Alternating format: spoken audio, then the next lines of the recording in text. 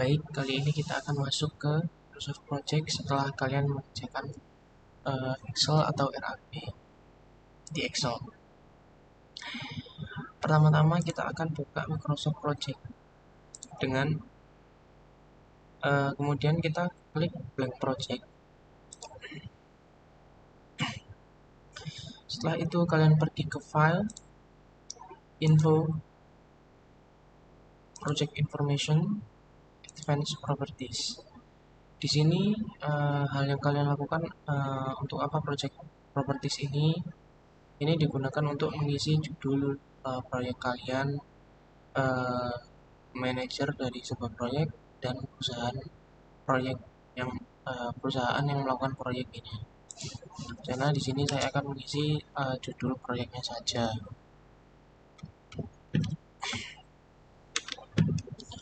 Jika sudah selesai kalian mengisi, kalian tinggal klik OK, kemudian ke menu project, kemudian project information.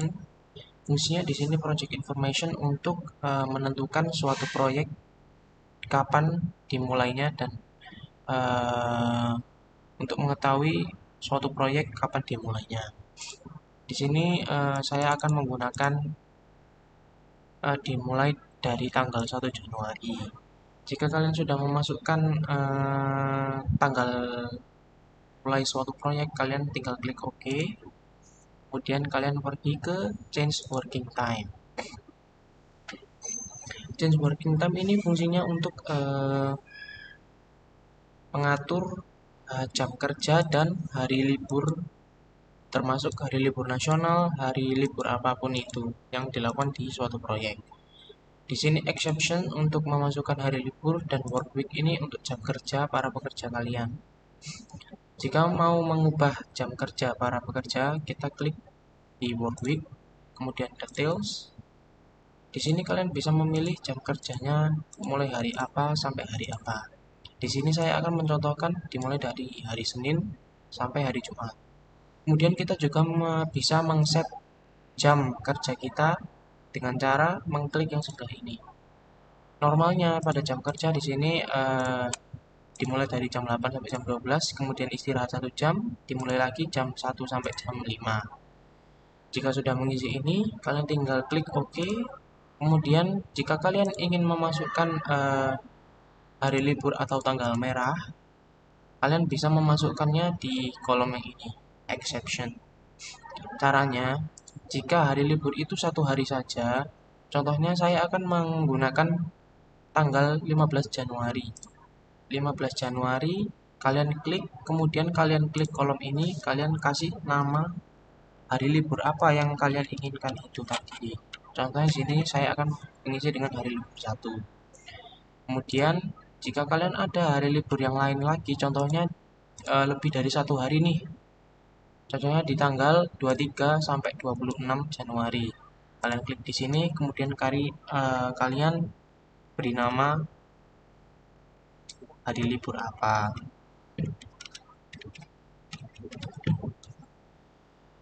Setelah itu kalian klik kolom yang ini, tanggal 15 Januari, 22 sampai 26 Januari akan menjadi hari libur.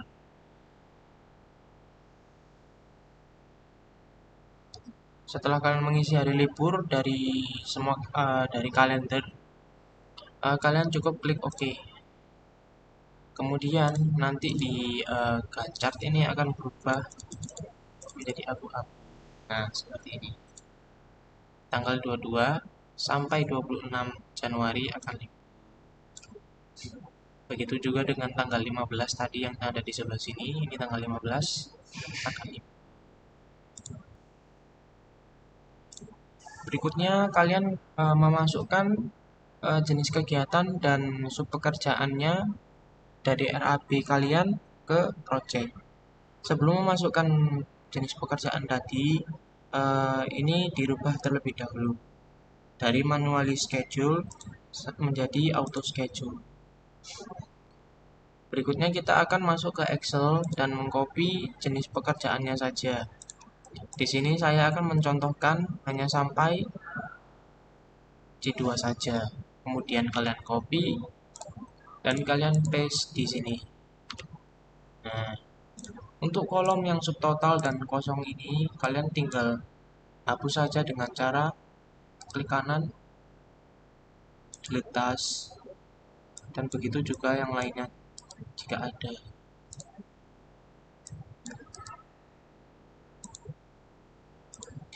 Setelah kalian memasukkan jenis pekerjaan dan sub pekerjaan masing-masing, di sini kan ada nih pekerjaan utama dari masing-masing sub pekerjaan.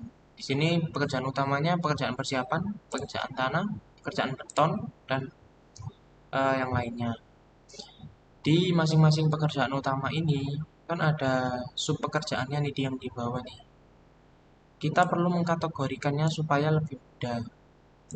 Untuk menjadikan satu pekerjaan persiapan dengan sub pekerjaannya, kita perlu memblok sub pekerjaan tadi dengan kemudian kita klik indent task untuk mengkategorikan bahwa sub pekerjaan ini merupakan bagian dari pekerjaan persiapan. Di sini ada indent task dan outdent task. Indent task ini fungsinya untuk mengkategorikan, memasukkan atau menjorok ke dalam. Jika semisal pekerjaan tanah kelebihan ketika kalian memasukkan memasukkan sub pekerjaan hingga ini. Bagaimana cara kalian mengeluarkannya? Kalian tinggal mengeklik update task. Nah, begitu juga setelah pekerjaan persiapan, pekerjaan tanah pun juga memiliki sub pekerjaan. Kalian juga melakukan hal yang sama. Kemudian pekerjaan beton juga ada sub pekerjaannya. Nah, di dalam pekerjaan beton ini kan ada nih sub pekerjaan yang memiliki sub pekerjaan lagi. Jadi kita perlu memasukkan ini lagi. Nah, dimasukkan. Setelah kalian memasukkan sub pekerjaan dan pekerjaan utama, selanjutnya yang kalian lakukan adalah memasukkan durasi dari masing-masing sub pekerjaan, bukan pekerjaan utamanya. Durasi untuk pekerjaan utama ini akan otomatis mengisi ketika kalian sudah mengisi pekerjaan yang ini, sub pekerjaan yang tidak di bold.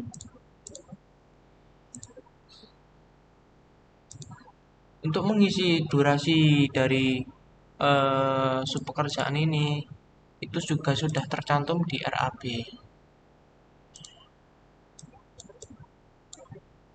Nah, ini jika kalian sudah memiliki RAB-nya, kalian tinggal mengcopy atau mengklik satu-satu, mengetik satu-satu, dan dimasukkan ke durasi. Otomatis yang atas ini akan berubah dengan sendirinya. Dalam kasus yang seperti ini, jika ada tanda tanya di setelah this ini, berarti ada salah satu sub pekerjaan yang kalian tidak ganti atau kalian masukkan. Jika memang dari durasi pekerjaannya 1 hari, kalian cukup menggantinya saja dengan 1. Tidak boleh jika ada tanda tanya seperti ini, ya kalian harus ganti meskipun ini sama. Jadi kalian ganti 1 seperti ini. Jadi tidak ada tanda tanya lagi. Dan begitu seterusnya untuk memasukkan durasi yang ada di pekerjaan ini.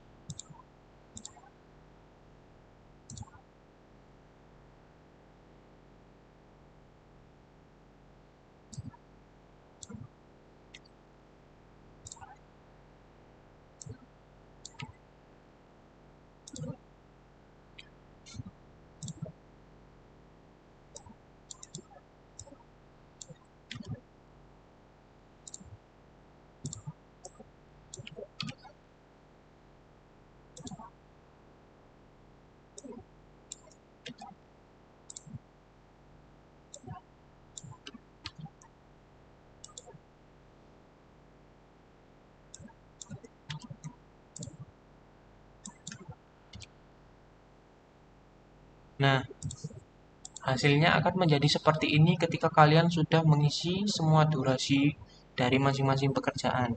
Di sini saya hanya mencontohkan sampai C2, kalian bisa mempelajari sendiri untuk pekerjaan yang selanjutnya. Kemudian kita akan masuk ke bagian predecessor. Predecessor ini apa? Ini digunakan untuk menggabungkan suatu pekerjaan dengan pekerjaan yang lainnya. Di dalam predecessor ini ada eh, beberapa istilah-istilah yang digunakan, yaitu sebagai berikut: ada FS, FF, dan SS dan SF. FS ini adalah finish to start, yang dimana suatu kegiatan baru dapat dikerjakan jika sebelumnya telah selesai. Sebagai kasusnya, contoh di sini ada pekerjaan 1 dan pekerjaan 2. Pekerjaan 2 baru bisa dimulai setelah pekerjaan 1 telah selesai. Kemudian FF, finish to finish, adalah suatu kegiatan yang harus selesai bersamaan dengan selesainya kegiatan yang lain. Contohnya di sini ada pekerjaan 3 dan pekerjaan 4. Pekerjaan 3 dan pekerjaan 4 sama-sama selesai dalam waktu yang sama. Kemudian SS, start to start, adalah suatu kegiatan yang harus dimulai bersamaan dengan kegiatan yang lainnya. Contohnya di sini pekerjaan 5 dan 6 dimulai secara bersamaan. Kemudian ada SF, start to finish, yang merupakan suatu kegiatan yang baru dapat diakhiri jika kegiatan yang lain dimulai. Contohnya di sini kegiatan 7 dan 8. Kegiatan 8 dapat diakhiri jika pekerjaan 7 telah dimulai, baru dimulai. Kemudian di sini ada lag time negatif dan lag time positif. Lag time negatif ini untuk menentukan beberapa kegiatan yang dapat dikerjakan tanpa perlu menunggu atau selesai dari kegiatan pertama. Contohnya di sini FS min 50%. 50% ini menggambarkan pekerjaan fondasi ini dapat dimulai setelah pekerjaan galian ini berjalan 50%. Kemudian untuk lifetime positif adalah untuk menentukan beberapa kegiatan yang dapat dikerjakan dengan pelaksanaan kegiatan berikutnya. Contohnya di sini pekerjaan slough dan pack dinding. Di sini dituliskan FS plus 1 hari. Jadi pekerjaan pack dinding ini bisa dilakukan setelah pekerjaan slough selesai dan ditambah 1 hari setelahnya, baru bisa pack dinding ini dilaksanakan, baru dimulai. Oke, kita contohkan di Microsoft Project. Contohnya ada di bagian sini. Saya akan mengetikkan 2 SS, start to finish. Saya ingin menggabungkan 2 dan 3 ini, pekerjaan 2 dan 3. Untuk itu kita mengetiknya di sebelah sini. Jika kita mengetiknya di sini, kita juga bisa, tapi dengan cara seperti ini. Kita menggabungkan 3. Nah, maka tanda panahnya akan muncul menjadi seperti ini. Pekerjaan 2 dan 3 akan dimulai secara bersamaan. Kemudian jika kita menulis di sini 2 FS, maka format FS-nya akan menghilang. Nah, maka tanda panahnya akan berubah seperti ini. Dan FS-nya menghilang. Kemudian juga ada 2 SF. Nah, akan menjadi seperti ini.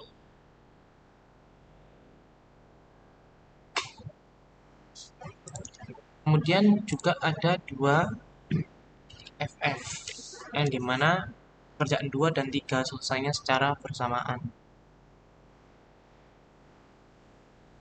Contoh, saya di sini akan memasukkan 3 FF plus 3 hari. Maka pekerjaan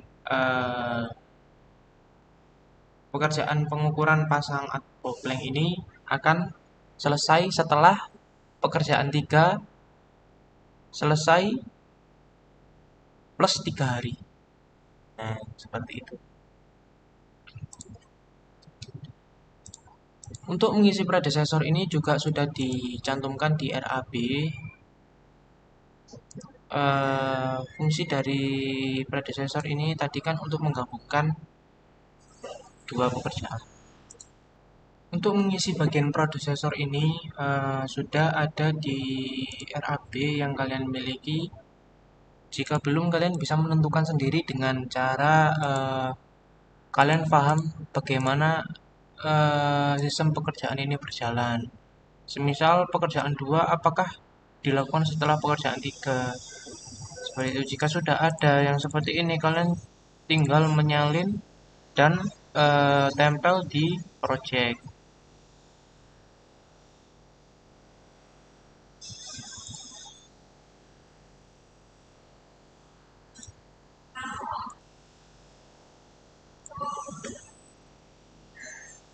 Jika sudah kalian masukkan predecessor yang kalian peroleh dari RAB atau kalian eh, mengetiknya dengan manual sendiri, tampilannya akan berubah seperti ini pada bagian gancapnya ini. Ini sudah terhubung masing-masing pekerjaan.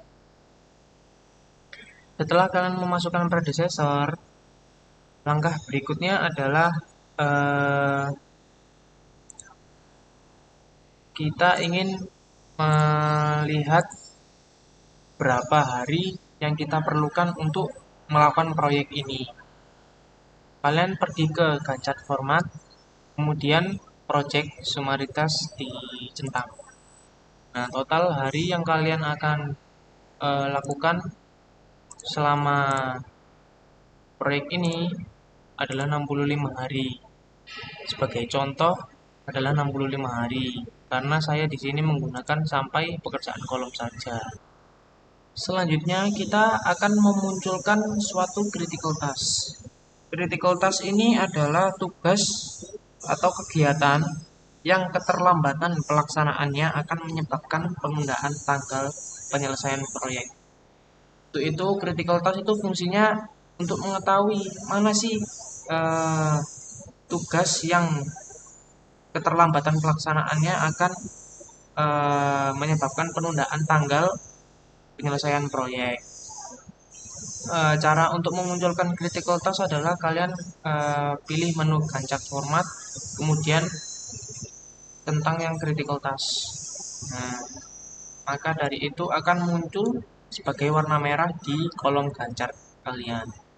Untuk mengubah font yang ada di sini supaya sama dengan merah di sini, kalian perlu pergi ke textile, kemudian item to change-nya dipilih ke critical task saja, kemudian colornya diganti warna merah, kalian OK. Nah, kemudian akan sama seperti yang ada di gancar menjadi warna merah. Setelah memunculkan lintasan kritis, kemudian kita akan lanjut ke melihat berapa slack atau float dari sebuah proyek ini. Float atau slack itu adalah jumlah waktu di mana suatu aktivitas dapat ditunda tanpa menunda tanggal akhir proyek atau pencapaian yang ditentukan.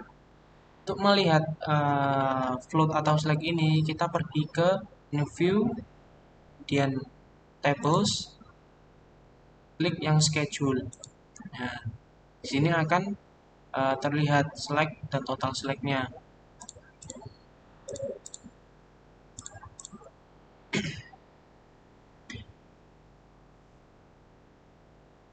Setelah selesai menampilkan total slack dan full slacknya, proses di Microsoft Project sudah selesai. Untuk melihat hasil dari pengolahan tadi, kita pergi ke network diagram untuk melihat hubungan masing-masing pekerjaan. Hasilnya akan menjadi seperti itu.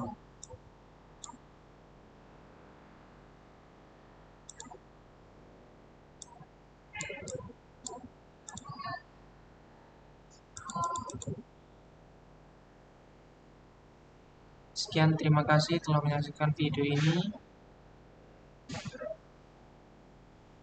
Terima kasih.